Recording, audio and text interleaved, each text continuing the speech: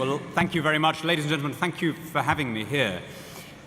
Let me begin with a little story that seems apt to our present discontents. Let me take you back to the Palace of Westminster. The year is 1945, and the new Prime Minister is Clement Attlee from the Labour Party. And one day, he's relieving himself in the gents at the House of Commons. The door opens, and it's the leader of the opposition, Sir Winston Churchill. He spies the Prime Minister at the urinal, and he walks right down purposefully to the farthest end. Clement Attlee looks over his shoulder. He says, "Oh, feeling a bit standoffish today, are we, Winston?" And Churchill, majestically unbuttoning his fly, replies, "No, but whenever you see anything big, Clement, you nationalize it."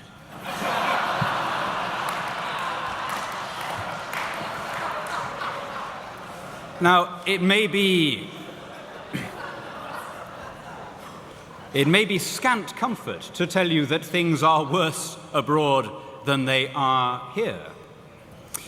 Gordon Brown, the reason I tell that story, Gordon Brown has now spent a higher percentage of Britain's national wealth on nationalisation than Clement Attlee did during the post-war seizures of the main industries. And to fund it, he has borrowed more than Winston Churchill borrowed to win the Second World War with the rather obvious difference that we haven't just been fighting the Second World War, we've rather had a government that's been busily engaged in handing away the freedoms that our fathers fought for. Things are worse in other places, even than here. Your president, I'm told, is going to borrow more than all of his 43 predecessors from George Washington to George Bush. Our Prime Minister is going to borrow more in the next 2 years than was borrowed by every single government since the national debt was introduced in my country in 1693. Do you know what? I'm not here to depress you. I'm going to try and cheer this up a bit, because I was very affected when Art Laffer said yesterday that it's important to end on a note of warmth, of optimism. You know, that it's important to stress that what's done can be undone. And what an honour it is, if I may say so, to be speaking from the same stage that Professor Laffer spoke from. And what an honour, too, to be speaking from the same stage that Newt Gingrich will be speaking from, because he proved in practical terms the point that Art Laffer made in general terms. He showed that what's done can be undone. He showed that it's possible to end 40 years of one-party rule and indeed to introduce voters to the rather novel idea that legislators can sometimes keep their promises. So I'm not here to depress you. I'm here to look for solutions to our discontents. And you know what? I think those solutions are to be found in this room, in this organization, in the American Legislative Exchange Council. I first came to an ALEC meeting when I was a newly elected MEP nearly 10 years ago. And your mission statement, in a way, has guided my actions ever since. The whole of my political career in the United Kingdom could be said to be an attempt to apply the ALEC mission statement to the domestic conditions of my native country. Let me just reread. You've heard it a million times, but it's always worth doing these things. They can become worn through familiarity. Let's just read again the mission statement. The mission of the American Legislative Exchange Council is to advance the Jeffersonian principles of free markets, limited government, federalism, and individual liberty among America's state legislators. Just think for a second about what that means. Jeffersonian principles. What do we mean by Jeffersonian principles?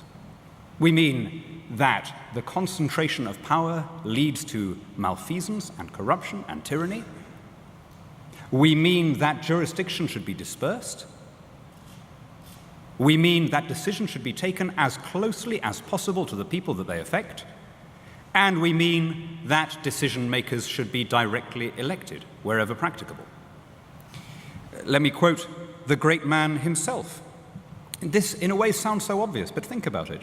He defined it in the draft Kentucky resolutions. He said, to take from the states all the powers of self-government and transfer them to a general and consolidated government is not for the peace, happiness, or prosperity of these states. Right. How obvious is that?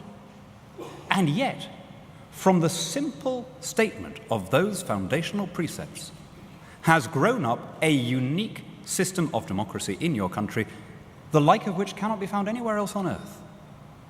Now look, it's human nature to take for granted what is familiar to us.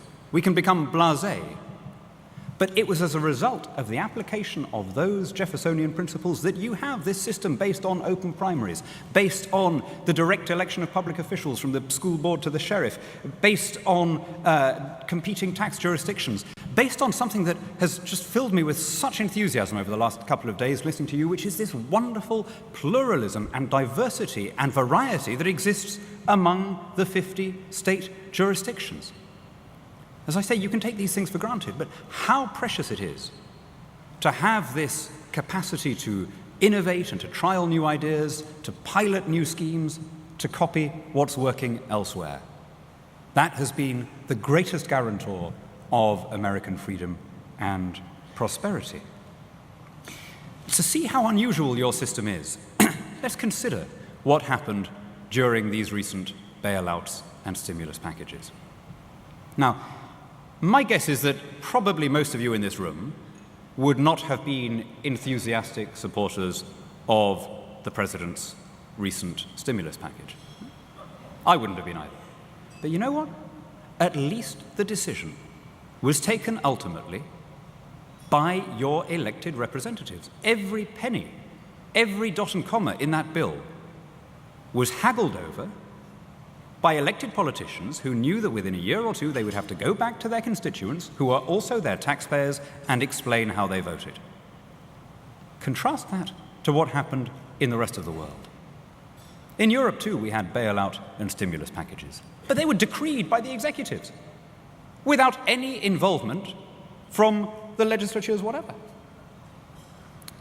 Our Prime Minister, Gordon Brown, announced a much bigger sum per capita, much higher bailout in relative terms than President Obama did here. And he did so without so much as summoning Parliament, which at the time was in recess. Not only was there no vote, there wasn't even a debate. And there was I believing that we had come through a civil war in my country to establish the principle that only the House of Commons might raise revenue through legal taxation. To see how different the American system is, look at the alternative. Look at the way in which the European Union organizes its affairs. Now, here in the room in front of me are legislators from dispersed jurisdictions coming up with new laws, which then go into the free marketplace of ideas and succeed or fail on the basis of their record. Do you know, the only organization in the European Union that can initiate legislation is the European Commission, who nobody votes for. More than 4 out of every 5 laws in Europe now come from Brussels, generated by a body of 27 appointed bureaucrats who are immune to public opinion, invulnerable to the ballot box. And so deep is their contempt for democracy, their disdain for the expression of popular will, that when people vote no, they simply swat the result aside.